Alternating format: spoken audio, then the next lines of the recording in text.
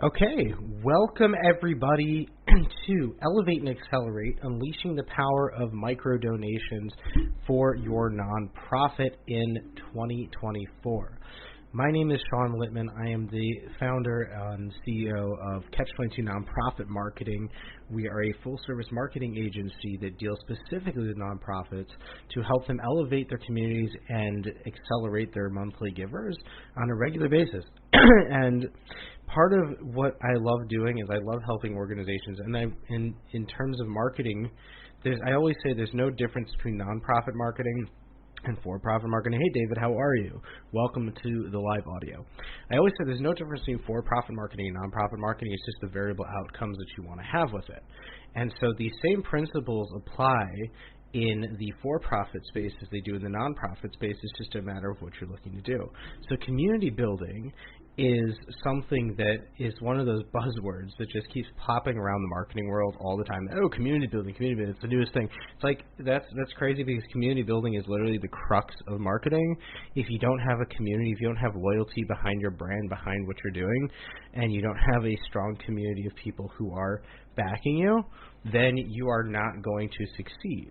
Because it's your community that drives you. It's your community that drives your sales. It's your community that does everything for you. So if you're a business and you have a brand, your brand is your community. People who wear your brand, people who represent your brand, they're part of your community. So all the more so in the nonprofit space, your community are people who engage with you, who want to volunteer with you, who feel connected to your organization. And these are the people that you need to be engaging with in order to elevate them to a level of partnership so that they can become monthly givers and partners. And I never like to say donation. I always like to say partner with us, because at the end of the day, the partnership is something that's more important, because people want to live vicariously through your organization without having been there to do the actions that you're doing.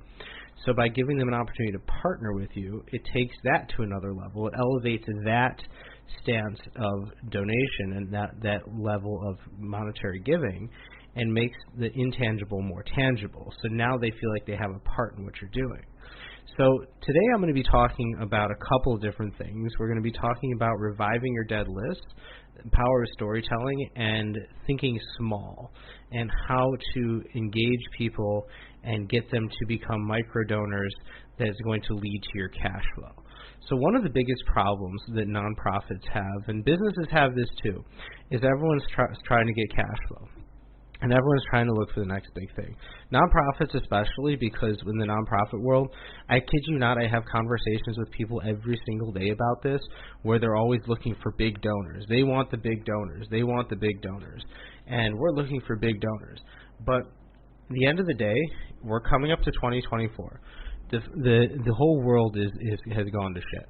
There is not that many big rich people out there who want to give to your organization, because they've already been tied down to so many other responsibilities, fiscal responsibilities. So how do you survive? How does your nonprofit survive in a world where all the big rich guys are already taken? So that is how micro donations play a huge role in your giving strategy and your community growth. Because you have all these people, a lot of organizations that I deal with. I deal with specifically organizations who are a bit more established, who've been around. They're not a 1 or 2 year old organization, and they have email lists of people who at some point decided to opt in for something that they were offering and had a vested interest in being part of it, even whether they were past donors. And a lot of these guys don't touch their list. They say, oh, I talk to them, I send them an email twice a year and then right before our crowdfunding campaign. But no one ever responds. We don't get any open rate. We get terrible open rates. We get terrible click rates. No one responds. We don't get any donations. It doesn't work. Well, of course it doesn't work, because you're not having a conversation with them. It's like anything. It's like any type of sales. If you're not following up with people on a regular basis, you're not going to get the deal. You're not going to win the deal.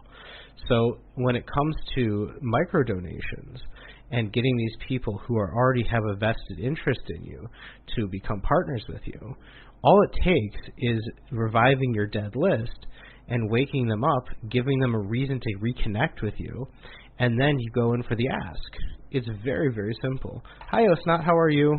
Thanks for joining us. It's very, very simple.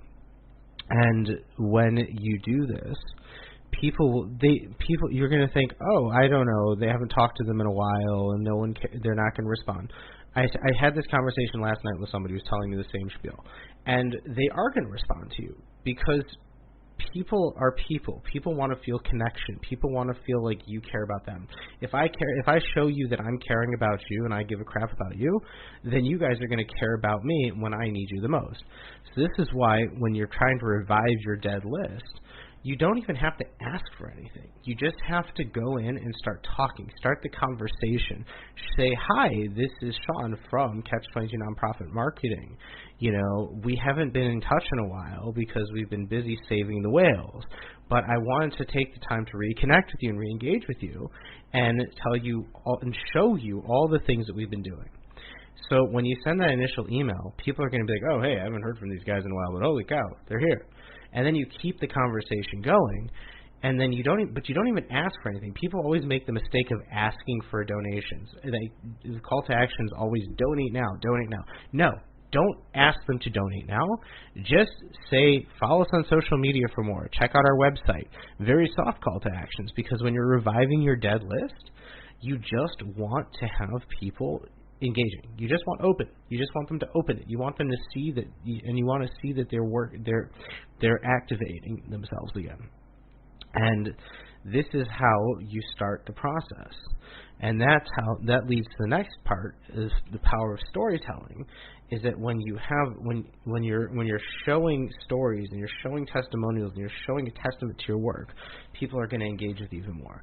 This is why I love email marketing as one of my favorite mediums for marketing, because one, you're not competing with any algorithm. You can people are reading their emails. People are always checking their emails, and if you have great content, you have powerful stories that are engaging, people are going to open your emails.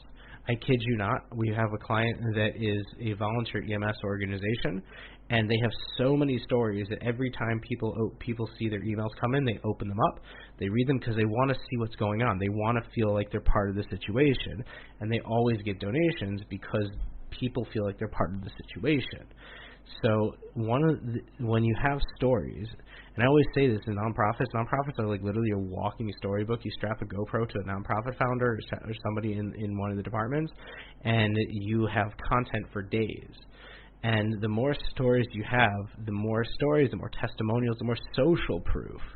And social proof is not just for businesses. Social proof is for nonprofits. Because I said before, if you remember the beginning of the conversation, it's for-profit marketing and nonprofit marketing are the same thing.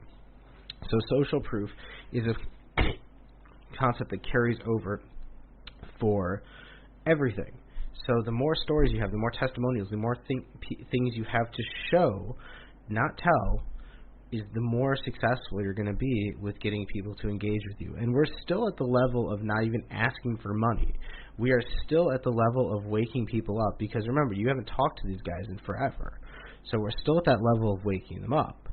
And once you start the ball rolling, once you show stories and share testimonials and give people that engagement and the encouragement to want to connect with you, then you're going to start to see people giving. And this is at the point in the email sequence when you start to see people opening, you start to see people giving, and you talking, and they start to connect. Then you can start to ask. Then you do the ask. But the ask is something that you want to make sure your call to action is good, because you want to make sure people are partnering with you. And that's how you elevate the community, by talking to them, getting them involved, making them feel good about themselves, that they're part of what you're doing, and then you accelerate them by asking them to partner with you. So when you ask people to partner with you, it changes the landscape, it changes the game 100%, because now they feel like they're involved, they feel like they're connected, and they feel like they can be part of something bigger. And that's how you have to start thinking small with micro donations, because these people are going to save you.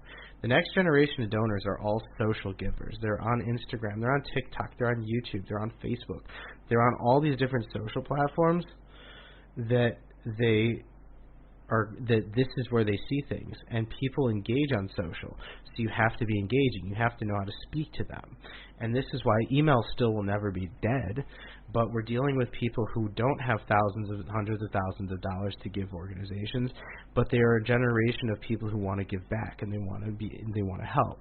So thinking small is the name of the game. This is the rule, because when you think small and you think, okay, we need $10,000 to build this new clubhouse. So let's break it down and get 100 people to give us $10 or whatever it is. You do the math. You break it down. Say you have you need $1,000. You get 100 people to give you $10. It's easier to get $10 out of somebody than it is to get $1,000 out of one person. And not only did you get $1,000, but as a collective, but you got 100 new people who are now part of your organization, who have some sort of connection to your organization. You got 100 new donors. You got 100 new emails, and you have more people that are engaging with you. So when you're thinking small, when you switch that mindset to thinking small in terms of micro donations, you win on so many levels that it's unparalleled to trying to go after that one big guy. And the amount of effort you exert and you spend, especially an organization who's sending out a fundraiser to go knock on the door, send them out to a different country to do this, that, and the other, the amount of effort you exert to go out there and try to get that one whale, it's not worth it, because what happens if he says, no, I don't got the cash now, or this, that, and the other? But if you think small, then you're able to get more people with less effort and more continuous money, because now they're on your monthly giving, and you can upsell them to everything else. Everything is a sales funnel. Whether, again, for-profit marketing, non-profit marketing, everything's a sales funnel.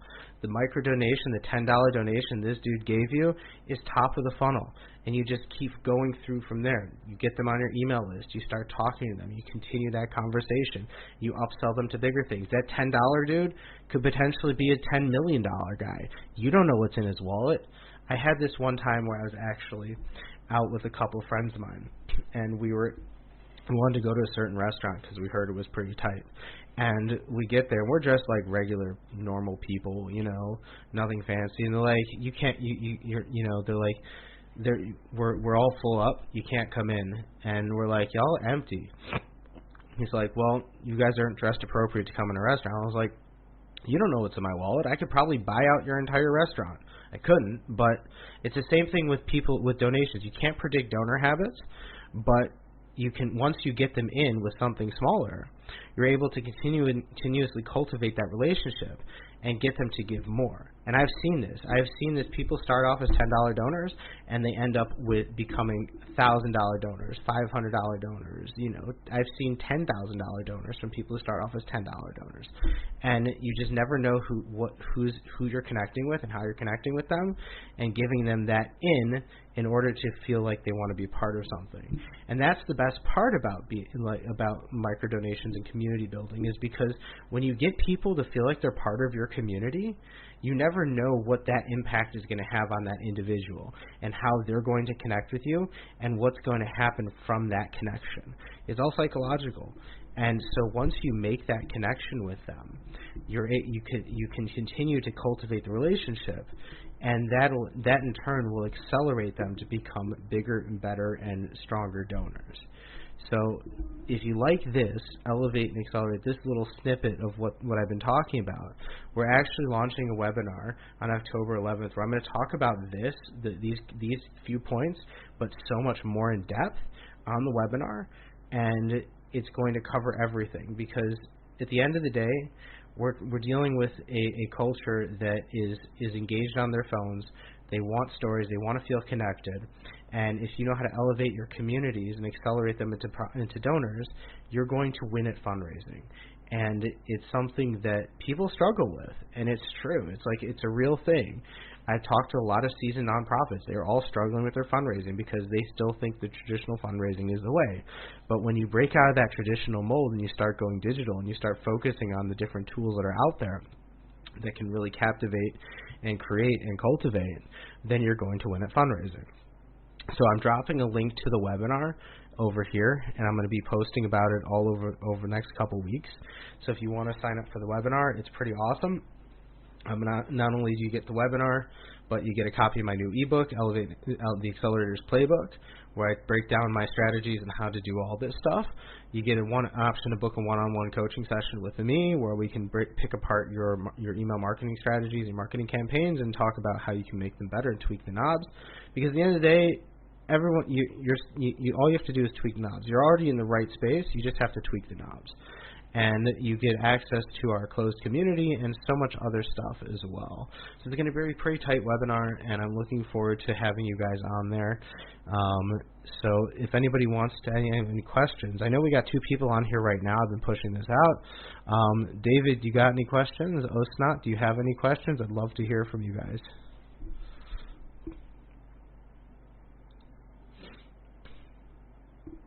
Nothing? Okay.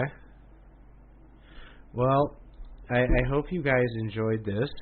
I was going to do it till 9:30. I mean, I guess I can still keep talking. I can definitely still keep talking. Thank you. Is there anything you want me to specifically talk about? Because, everything's basically tied in, though. And, reviving your dead, starting from waking up your dead list to turning them into viable people and then really engaging with them, everything's connected. And I believe wholeheartedly that this is one of the best forms of marketing because you've already got them. When you're dealing with email marketing, you already got the people interested. It's so much harder to get someone's email, someone to give you their email, than it is to get them to like your Facebook post. And so once you get their email, you are golden. We used to say in the marketing industry, I'm not sure what the value is now, but emails used to be worth $1.50 a piece. So the more emails you have, the higher the value proposition.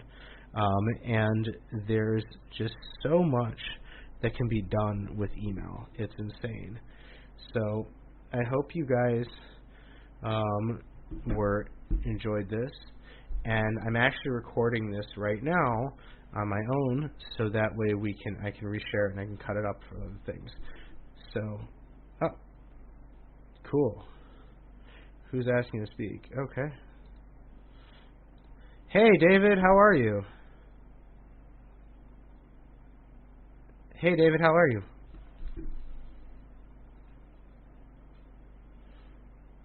No, that's cool, dude.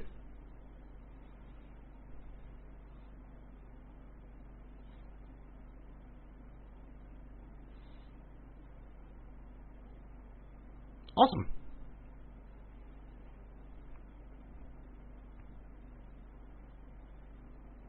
Okay.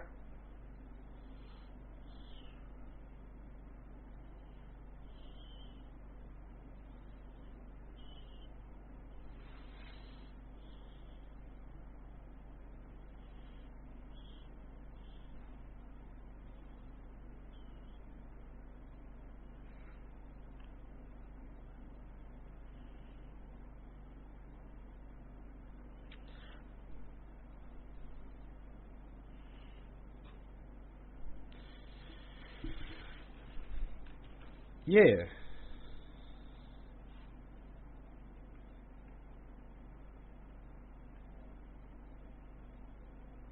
Right.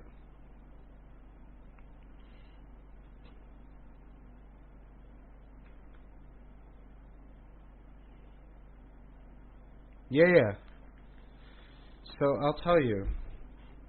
Yeah, no, for sure. That's an awesome question. First of all, in terms of what I was referring to, I'm not referring to necessarily newsletter. I'm talking about real, email marketing sequences and automations where you're constantly sending out drip campaigns to people. And the newsletters are great where it's kind of a digest of what's going on, but we like to focus a lot on driving traffic with the Google Ad Grant and converting them into signups and then continuing the conversation with email sequences. But in terms of other channels, it really depends on where your audience is. So, if your audience is on LinkedIn, push on LinkedIn, but it's really tricky to do this kind of stuff on social media to ask for donations because people aren't necessarily thinking in that mindset of they want to give on social.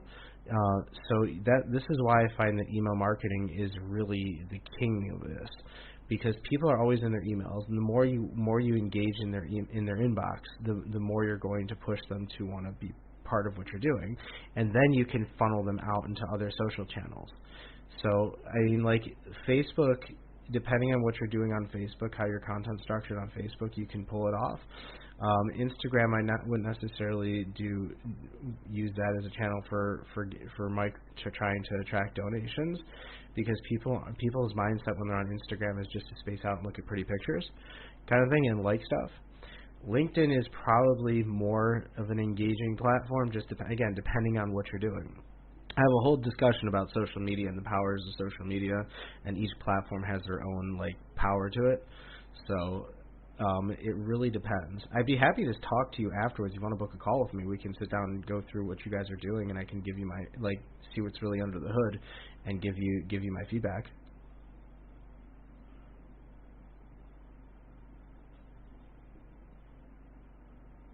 Cool.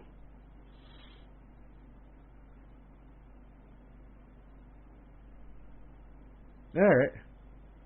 Yeah, totally.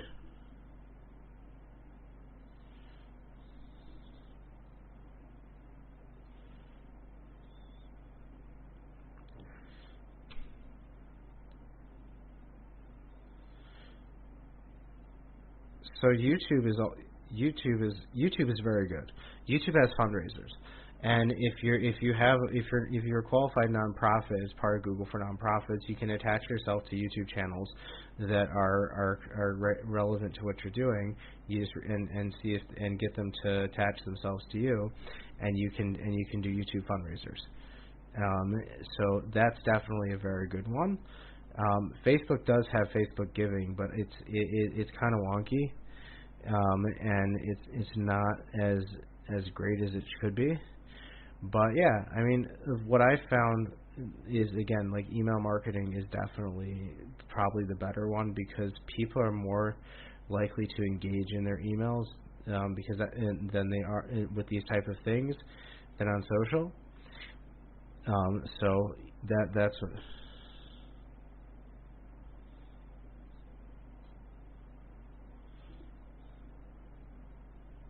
Right.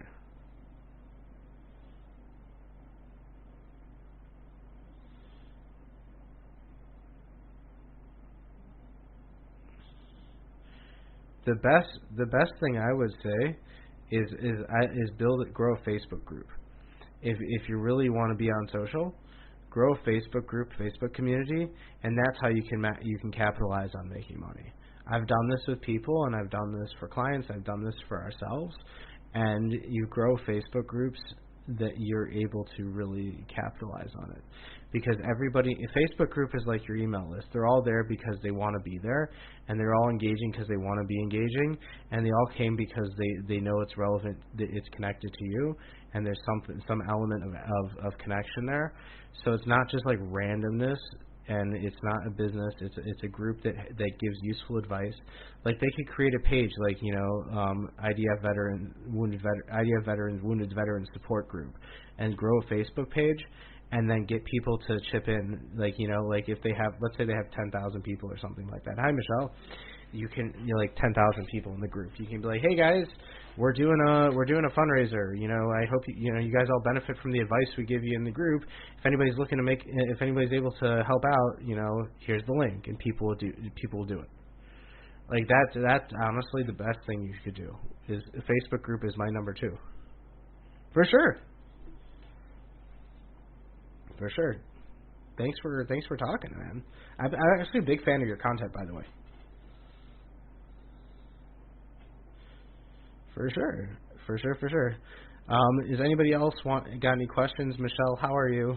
It seems like you missed a bulk of the talk, but I'm definitely going to be recording this, so if anybody's interested in recording, I will be able to put that up on LinkedIn as well.